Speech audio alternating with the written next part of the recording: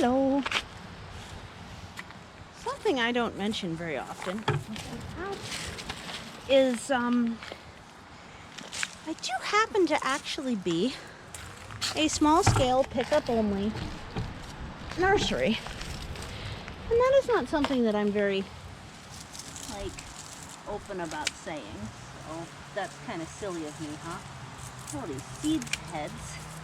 Gonna rescue them.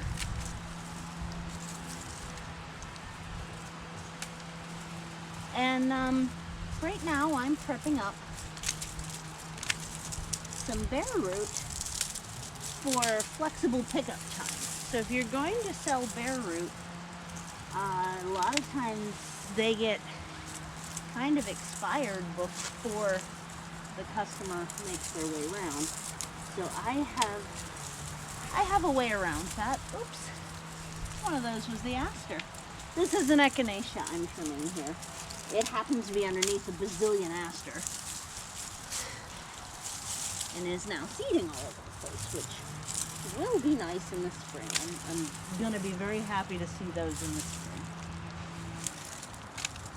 This is one of the more popular requests, even though it's not technically local to Pittsburgh. It's a little bit more West Coast. It is still a native plant. And one of the few well-known native medicinals. So that's a nice thing to have. A lot of our native medicinals, they didn't get the same marketing that the European stuff did. Let's see, how are we framed up here? I'm gonna heighten that up just a little.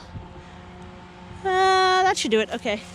So right here, I want to make sure I'm only getting the echinacea.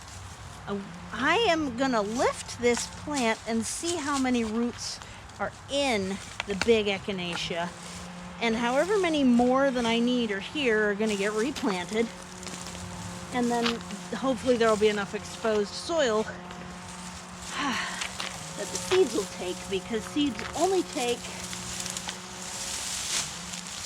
in they don't take in the wood chips, they only take in the exposed soil. So here we have root ball and decent number of onion family things going on in the bottom there. And I'm going to try and shake this out.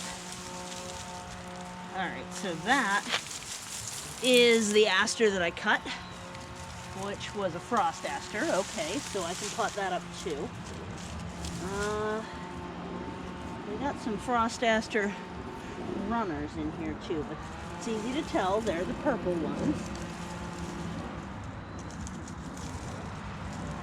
I think. Alright. Onion family stuff.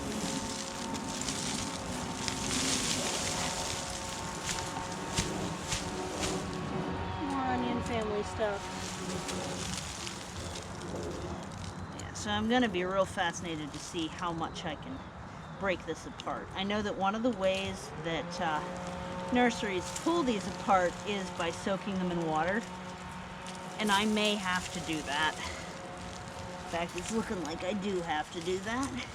Some really good crowns in here, but I think they're going to be too fragile to do all of that too. That one's dormant, or a past years kind of thing.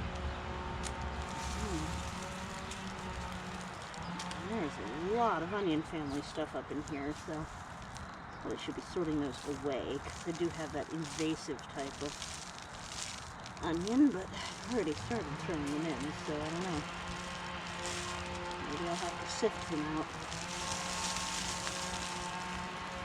There are so many, oh my goodness. This is the hairtop allium, and it gets invasive unless you have very allium unfriendly soil, like my dad's house did. And I don't know why it was like that. Never quite got around to testing the soil there or anything like that. I was just making do with what I got. So the question is, can this be divided? And the answer is going to have to be found out with a soak in some water. So I'm actually going to have to come back to this and let you know. In the meantime, how are we doing on time? We're okay for the other part of this video, at least.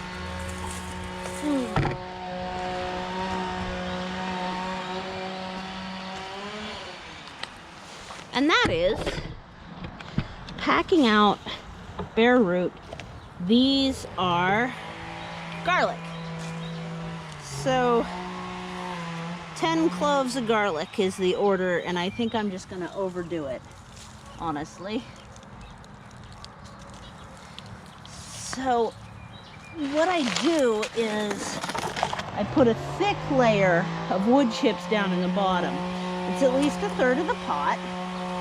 Then I take some compost, real good finished compost, layer it like that, put the roots on top of it from the bare root extraction. Layer, are we in frame? I think so. Let me just check it real quick because I lost a video yesterday from not being properly framed. That's pretty good. Okay. So those roots are all in contact on the bottom. I'm going to pull out any weeds that I identify that aren't, you know, what people asked for. And line up everything so it's pointing upward.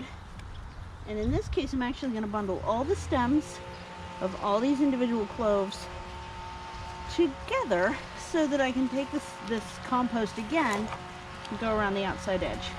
Now I have done this with compost and vermiculite, which is a longer term storage kind of thing, but in this case this person's coming during the week, so it's not going to be a long time, just long enough that leaving them out would negatively impact the plant. After that, and this is an animal browse reduction reason, I'm putting very coarse wood chips over the top, and that keeps my little diggy creatures from digging. Usually at least reduces the digging. It's not going to fully prevent it. Since these are so recently dug in such loose soil, I'm going to have to store them inside a fenced area for sure, especially since I'm expecting to need to give them very shortly. So I'll give you a closer look at this. That is about this much wood chips, this much compost, and, well, this much compost with the roots in between.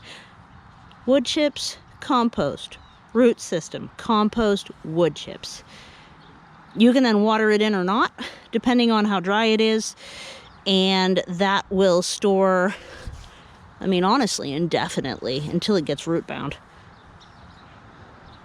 And there's your bare root packaging method, as well as the root system of an echinacea. I'm going to have to soak in water to find out the rest of it. So, hope that was interesting.